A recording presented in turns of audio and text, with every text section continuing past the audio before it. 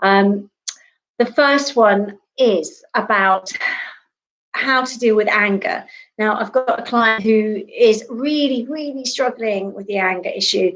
Her husband left a while ago, but he is dating, and she's been watching his Facebook page and seeing that he's up to some fun stuff like exercising and things like that with his new girlfriend. And she's finding it really hard. Now, first of all, this is really normal, by the way, to actually have real heartbreak again when you reconnect with your ex. Watching what they're doing can actually re-trigger all those feelings of heartbreak, sadness, upset, overwhelm, and for this lady, anger. And she isn't the only person that's emailed me over the last couple of weeks saying that she's sort of finding it really difficult. Now, for those of you who've watched my videos before, I talk a lot about the loss cycle, which we all go through after a breakup. And it's called the loss cycle because it was created by a lady called Elizabeth Kubler-Ross. But she created it for people going through grief, so coping with the death of a loved one. Now, when you're dealing with the death of a loved one, you go through very, very similar cycle to as we do now, dealing with coping with a breakup. And that's because we're still grieving the end of a relationship still. It's just that when someone dies, you actually have the funeral, and it's a sort of formal process you go through. Whereas when you go through a breakup, really people expect you almost just to sort of suck it up and get on after a couple of months. Come on, move on. We're all moved on. It's a different thing, but we still go through the same emotional roller coaster as you do when you go through the death of a loved one. So let's look at that, because it's really important here, because the first stage is denial. Now, denial is when you stick your head in the sand and you pretend this isn't happening. And a lot of people do that. A lot of people will be finding the best way to cope is just to shut down and pretend it's not happening. So there'll be people, and I've got clients who, and someone wrote in today saying that she suspected for a long time her husband was having an affair, and there were clear signs, but she ignored it. Why is she doing that? Well, a lot of the time that we ignore these things. I had a client that I wrote a book in my first. I wrote about her in my first book, Uncoupling. She discovered a receipt for Anne Summers underwear in her husband's jacket pocket, and she didn't tell anyone about it. In fact, she just carried on as normal. Now, our body does what it needs to do to protect us until we are ready to do something about it. So it will be a case of the time will go by, and then finally we'll feel a little bit stronger, and then we can do something about it, or it will be made very obvious. So, for example, with this lady, she actually found out that he was having an affair, and that brought it to the front. But it's our body's way of protecting us. So don't think that it's not normal, because it is totally normal, by the way, to do this, to sort of suppress what's going on and not even talk about it to your best friends or your family. And why don't we do that? Well, because it actually makes it more real. If you start talking about something, then it kind of makes it feel like it could possibly be more of a reality than it is just when you're trying to push it out of your mind and rose-tinted glasses on, and it'll go away if I don't think about it. And also because maybe you're not strong enough to deal with it yet, which is our body's way of regulating when those emotions come to the surface. And then the next stage is anger. Now, anger is the one that this lady specifically is talking about. She's really angry. Anger is a really natural emotion, guys. When someone has betrayed you or hurt you or gone off with a friend, I've got lots of clients at the moment whose partners have gone off with friends. I say friends, but I mean, gosh, what kind of friends are they that are going to do that to you? But ultimately, we're not here to judge, because we don't know everybody's individual situation. But what we do know is the hurt and pain that it causes. And that hurt and pain can manifest as anger from time to time, or a lot of the time if you're stuck in that second phase of the loss cycle. And that second phase is really painful, because anger is almost like a hamster wheel of itself. It just chucks you round and round and round in circles, especially at the moment when you've got no contact, as this lady has, no contact with her ex at all at the moment, but she's watching on Facebook. Again, one of my big tips when you're going through a breakup is to cut off from all social media if you're finding it really hard. And we all do, faced with our ex moving forward and seeing where they are and who they're with and what they're doing, bearing in mind that they're always going to put, as everybody does, your best sort of filters on and the best images. You're not going to show when you're upset and sad and feeling vulnerable. Most of us only put up the really happy times or the good times, right? And that's what social media does. So it kind of puts you into this sort of false reality But when you're watching that, you're assuming, gosh, he's having a great time, she's having a great time. That's causing a lot of anger for this lady. And, it's normal to feel that. It's like picking a scab because you never allow it to heal. So you keep picking and picking and picking at it. And that social media is just a no-no, guys. So for those of you who have friends, or maybe it's you who is still following your ex on some form of social media, then please unfriend, delete, cut off, unconnect, disconnect, whatever the word is for whatever channel you're using, but please don't follow them. I know it's really tempting. It's almost like an addiction, but it really hurts you and it doesn't allow you to let go and move forward.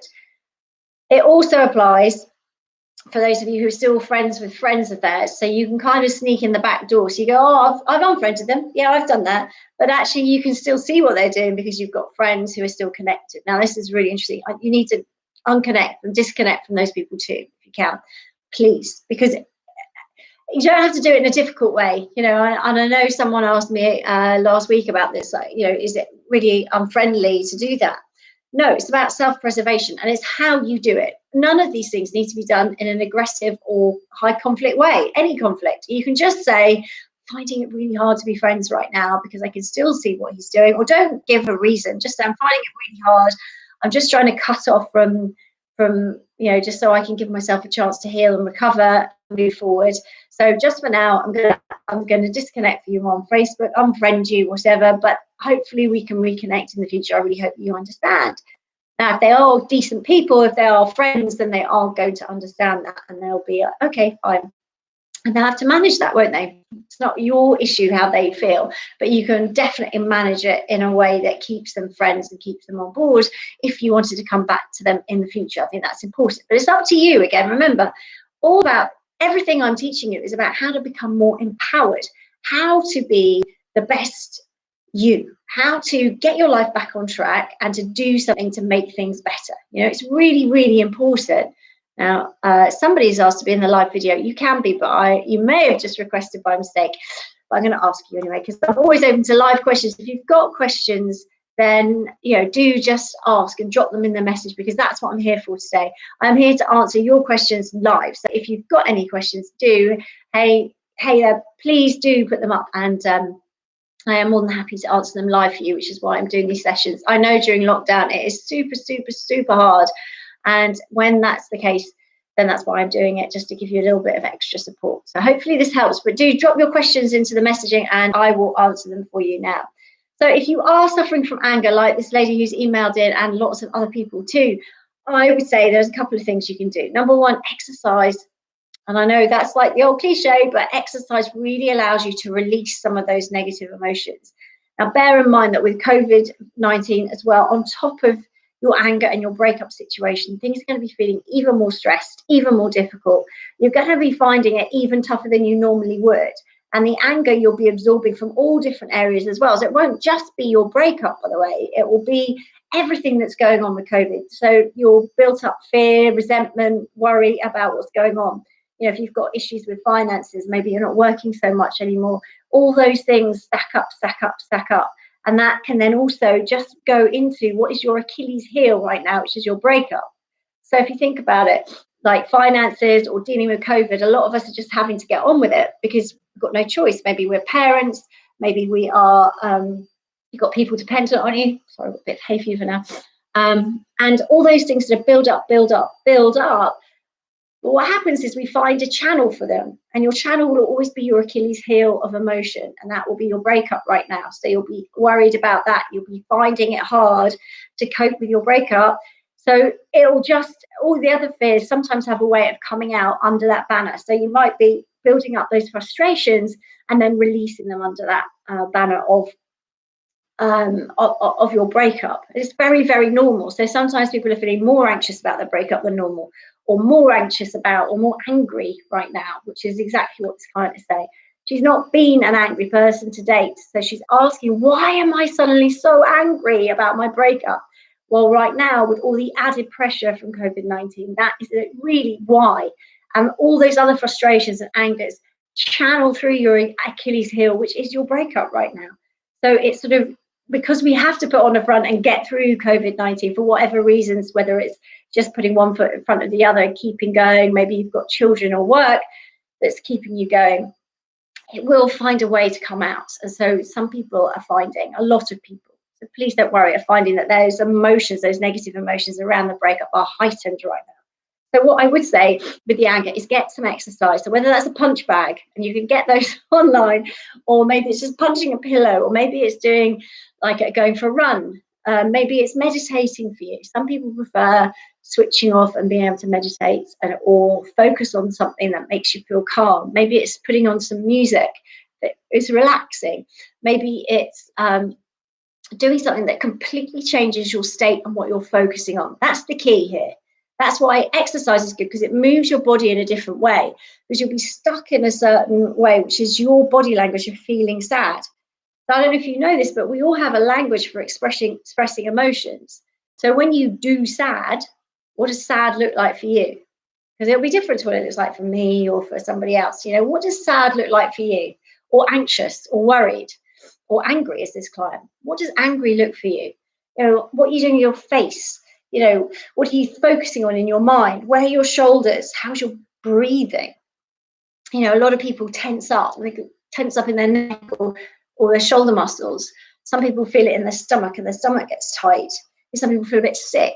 You know, what is it for you? What is your body language for those different emotions? Because the trick is here, if you can deep dive into what your language is of expressing those negative emotions, then you can dial it down, you can take control. Because all you need to do is change that body language, which is why exercise is such a good antidote to any negative emotions, because it changes your physiology instantly in a heartbeat, and you're starting to do different things, more positive things with your body. So automatically, whatever you're saying, whatever your body language is saying, whatever emotions it's expressing, it's changed. Now, if you can change your body language, you can change the focus, change what's going on inside as well, so that it's not just about how your body is, but it's also about what you're telling yourself, that little voice in your head. So if you can combine body language, so for example, sad might look like that, might be down, everything's slumped. What are you thinking in your head when you're sad? Let's try it. You know, what do you think? You know, what do you tell yourself? Well, I'm no good at this. Or this is really bad. This is really painful. I'll never be good enough. What are the things that you say to yourselves during this time? So tell me, drop it on the message if you want. But you know, whatever that is, we need to identify it. This is all about getting to know you and taking control of the remote control of your brain. Because once you really understand this, guys, this is when you start to change things around. You become empowered. You take your power back. You go, my shoulders are slumped. So I'm looking down. That's my sad. That's me being sad.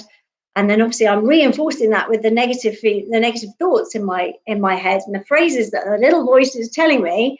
So now I need to switch that. So what can I say to myself? I'm awesome. I rock it. Now, even if you don't feel like that right now, if you don't feel like it, doesn't matter. It's about changing what's going on in your head. It's about changing the voices in your head. So change the voice, change the message, change the chat, and then change the physiology. Now, if you change both of those, you've got a double whammy. But even if you just want to change one, so if you just put your shoulders up, 5-star jumps, whatever it is for you that you do, that will change your physiology. That will change how you're feeling. And this is really, really important stuff, guys. If you can learn the recipe for you to change how you feel in a heartbeat, just imagine what that gives you. That's what I'm saying. So changing your physiology is one, changing the thoughts in your head. So when it comes to exercise, for this client here who's written in saying that she is really angry right now, one of the things I'd say is change it by exercise. Now, we build up all that frustration. Anger is a lot about pent up frustration and energy, okay? And it's in us, and then it explodes. Now, some of us explode with like words, phrases, screaming, shouting. For others, it might just be really a lot of stress, maybe feeling really sick, maybe vomiting, panic attacks, those sort of things. Everybody has a different way of expressing anger. It might be more passive aggressive, it might be snappy, it might be full on rage and explosion. For some of us, it lasts a long time. For some of us, it's over in a couple of minutes. So what is it for you? Again, understand how you work, because then you can take control of it. Okay, if you understand that this is your recipe, if you like, your strategy for being angry, then we can really look at those different components and change some of them to dial down the intensity of that experience. So if you know that you get these pent up anger or energy inside you, then it's about how do you best release that? Now, maybe that is having a rant to a friend on the phone who just knows you're angry and just will take it. Right, you need to have a rant, go for it. Maybe that's just pummeling the pillow on your bed, or maybe that's going for a run. Maybe that's going for maybe just sitting quietly for meditation. Now, for some people, when you're in anger, meditation isn't going to help. You're just going to get angry that you're trying to meditate and it's not working. So you've got to figure out what it is for you. So what helps you dial down your anger? I mean, for some people, it's talking it through. If you've got a friend or a family member that you trust who isn't going to make things worse or jump in with their opinion, which might be emotionally charged, then that would be, maybe find someone who's not emotionally connected and have those conversations. That might help you take the edge off the anger a bit. And maybe it's getting outside. I strongly recommend that you do get outside and get some exercise every day, even if it's a 20-minute walk, just something, because it changes your state, it changes your physiology, which will give you a boost and strengthen you. Okay, just taking in some of the fresh air. Also, what I discovered yesterday is I went out and it was really bright. You don't notice when you're indoors all the time. Actually, when the sun's shining outside, it's so beautiful. So getting outside and just getting that vitamin D from the sunlight really will give you a natural boost as well, which is what we all need. We need to keep ourselves as healthy as possible by going out and experiencing all these the exercise will boost you and make you stronger. It also helps with this, because sat at home with your own thoughts is really challenging. Even if you weren't going through a breakup, even if you didn't have that as an added pressure, COVID-19 is bringing a whole load of worries and stresses to people, with work, with finances, with family members and friends, getting sick yourself, making sure you're staying safe, making sure you've got food, making sure you can get deliveries. All those things are so, so, so important. And just keeping your mind occupied will be a challenge, because it will go to those negative things. Unfortunately, that's how we're wired. If there's something that's worrying us, it will take absolute front stage and center of our mind, whereas the things that make us happy and relaxed will be pushed to the back. Now it's up to us to sort of grab them and bring them forward physically, just literally grabbing them and then pulling them forward. So writing a list even of all those things, or having some sort of visual aid around your house, just to remember to focus on something happy or nice, So what do you have around your home that can trigger you to remember to feel good about yourself? So I bought myself one of those emoji pillows, sort of little cushions, like bright yellow with a smile on it. Not the poo one, but the smiley face one. And I got that one and I put that on my bed. So that reminds me, and if ever I'm having a bad day, I'll just move it and put it in the kitchen or somewhere I'm going to see it more often. And I'm just like, yeah, okay.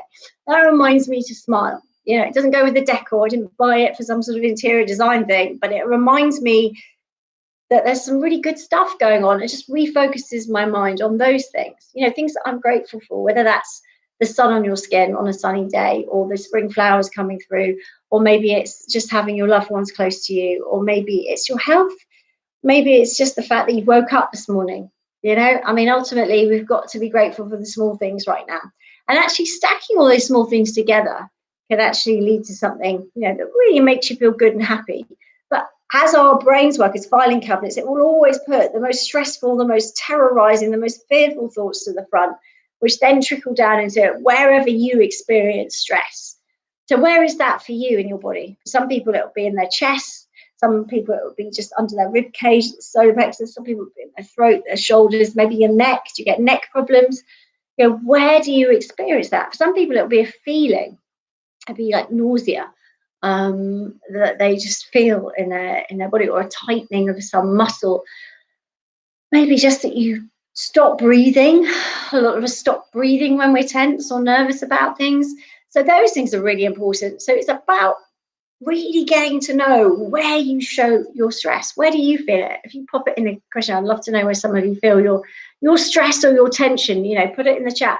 And if you've got any specific questions before we finish here, I'll answer them today for you as well. So do jump on and pop your comments in as well.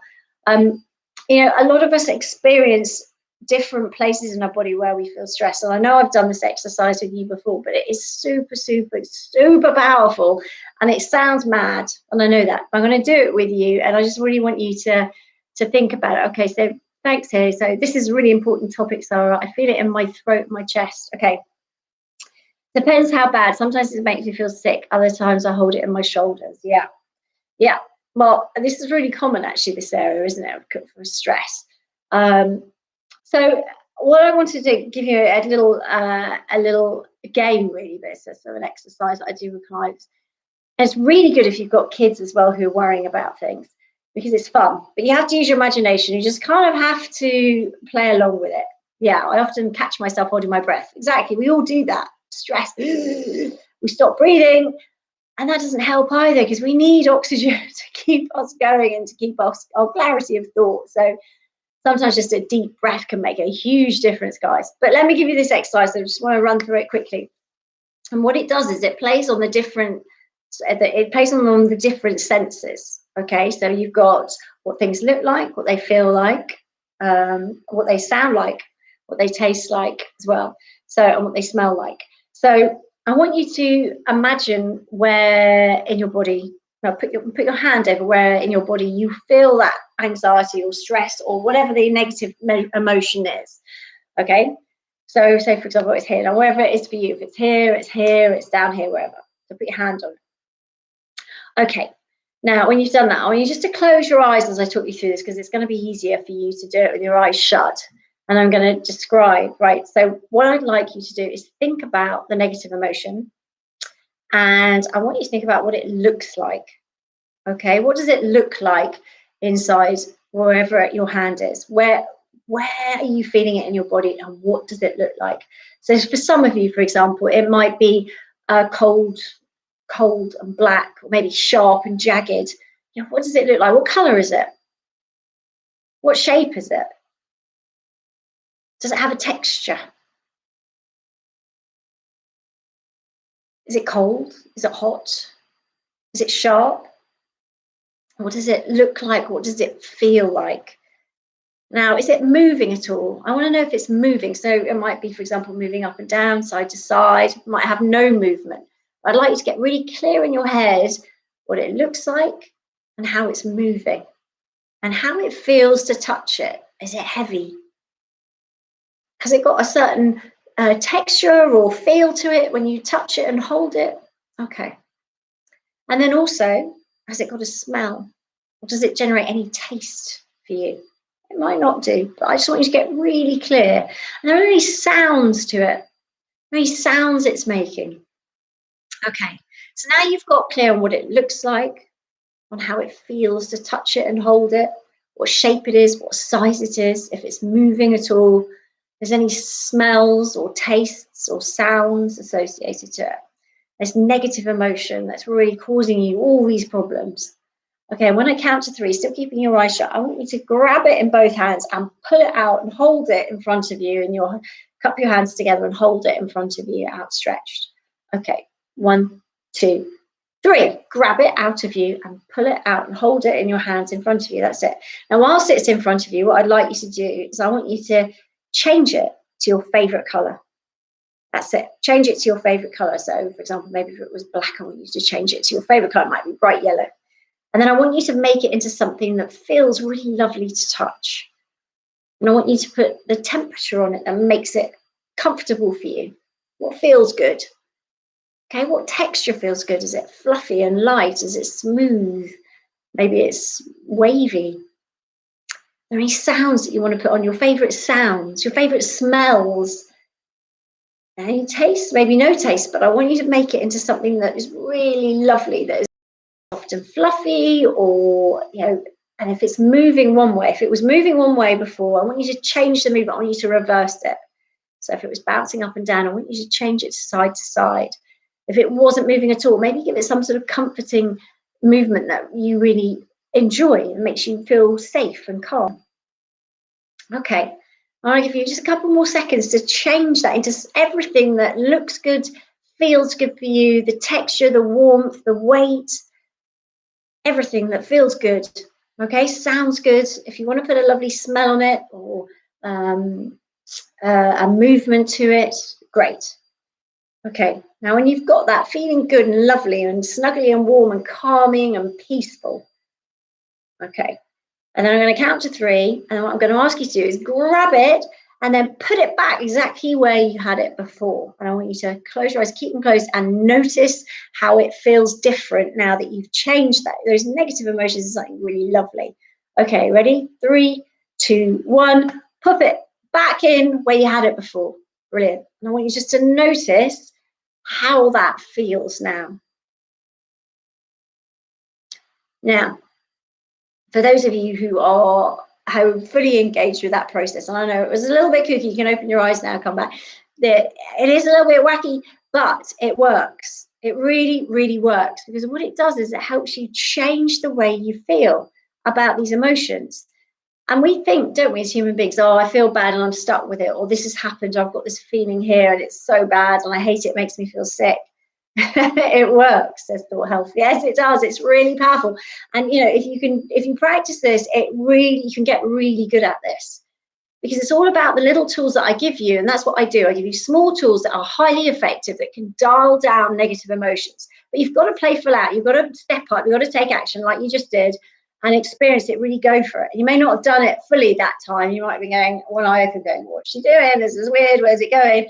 I get that. You've got to learn to trust me. And, thank you for the ones that did and played full out. It does work. It can be huge. I've had a journalist at the from the Daily Telegraph, and the article's still online somewhere. If you put in Daily Telegraph breakup recovery retreat, it'll come up. But she wrote an article and she did this exercise. She even had rage as a negative emotion that she was feeling. And she changed it from a lump of cold, heavy coal to a sort of fluffy cloud that was in her favourite bluey shade of grey. And she just changed it, and it was unbelievable. She started crying. She was absolutely, absolutely blown away by it. And that was something that has been really, really, really useful for people. So, yeah, just to recap how that works, you find the negative emotions, when you think about the negative emotion that's controlling you the most. Okay, so whether it might be anger, sadness, pain, whatever it is, and then locate it wherever it is in your body and put your hand over it. And then I want you to describe it, what it looks like, what it feels like, any texture, temperature, movement, smells, sounds, and tastes. Okay, I want you to get really clear on what this negative emotion looks like and how it's affecting your body. Okay, and I want you to pull it out, and I want you to change all of those things. So change it visually into something that you love to look at. Maybe we've had pink fluffy rabbits, we've had waves, we've had like anything positive that has a positive connotation for you. Changing the movement, reversing it. So if it's moving up and down, move it side to side. If it was hot, maybe dial it down to either warm, so it's comfortable, or just no heat. Any smells you want to put on it, visual textures, the feel, the sense, the smell, the sounds, everything. And then when you've created something that's really lovely and peaceful and calming and the antidote for what you've been suffering with before, replace it back into you exactly in the same place, okay? And then just keep your eyes closed for a while, because that moment of reintegration is a really big moment where your body kind of will jolt for a bit. And then just breathe through it and see how it feels different for you, because it will do. And for some of you, it will blow you away. For others, it will just dial down 2 or 3 notches on that dial, 0 to 10, to make you feel a little bit better. But this technique is really powerful, and I use it with all my clients. Oops, hang on, where have we gone here? I use it with all my clients. So it's really, really important. It's a really powerful tool that you can use. And it's simple. And can you see how this works for kids? Because kids who are stressed love playing along with these things, especially kids who are great with their imagination and they just want to really connect and learn all about it. So that's really, really good. So I promise you, it's a powerful technique. It really works. But if you're stuck in anger or stuck in any negative emotion, just try it, And the interesting point from this, again, is that we often assume that because we're feeling a certain way, we're stuck with it. And what I'm saying to you is, even if these things feel deep-seated, you can take them out, you can change it, put it back in, and whammo, you feel better. And it's about learning to practice these and almost just having the faith that you control how you feel. That's the most important thing. You control how you feel. So you might be going through the toughest breakup. You might be having a really hard time. But ultimately, there are things you can do to make you feel better, to put you back in the driving seat, to feel more confident, more empowered. Those things are at your fingertips if you choose to use them, and these things take a little bit of practice sometimes. But just knowing that you can do that, just having the faith that you control how you feel. Okay, you don't have to be battered by your ex and their actions. You don't have to be battered by things that are going on in the news, although it is really stressful.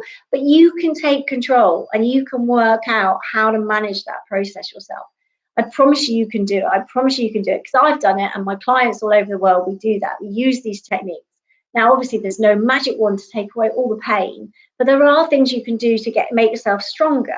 And one of the conversations I was having with a client over the weekend is, ultimately, it's your choice. You know, you choose now how you feel going forward after your breakup. You choose. I mean that. I really mean that. You know, yes, people can be unkind. Yes, people can almost be, you know, really just do the most vile, cruel things. And maybe someone doesn't mean to hurt you and you've amicably drifted apart and it's just gone wrong. Or maybe you made the decision. But look, we only live once.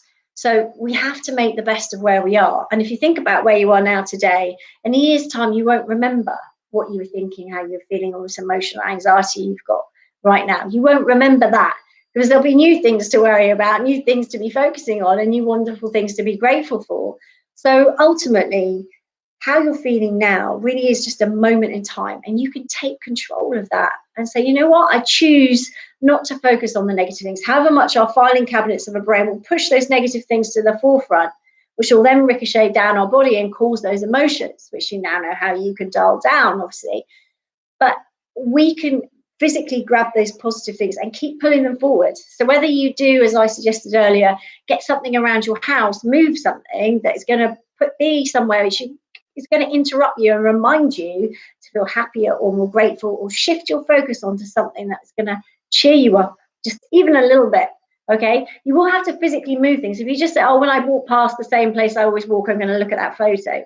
No, you need to make a change. You need to make a big change. So maybe you move a big photo around, or maybe you put the forks where the knives are. So every time you go, it triggers you to think, yeah, what am I grateful for? Or what's good about this right now?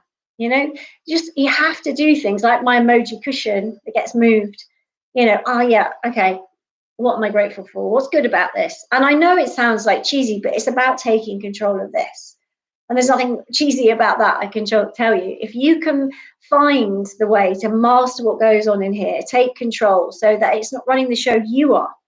Because that's the aim of the game, to be in control. You'll still have the highs and you'll still have the lows, but you'll be in control, and you'll know that however bad it gets, you can pick yourself up and you can carry on, and you can go on and create a future that is happier and more exciting than where you've been so far.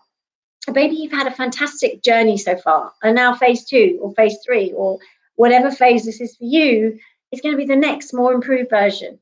But you have to decide that. That's not something that you can just be battered around and sort of hope it happens. You have to step up. You have to take massive action. And using these techniques are really going to help you.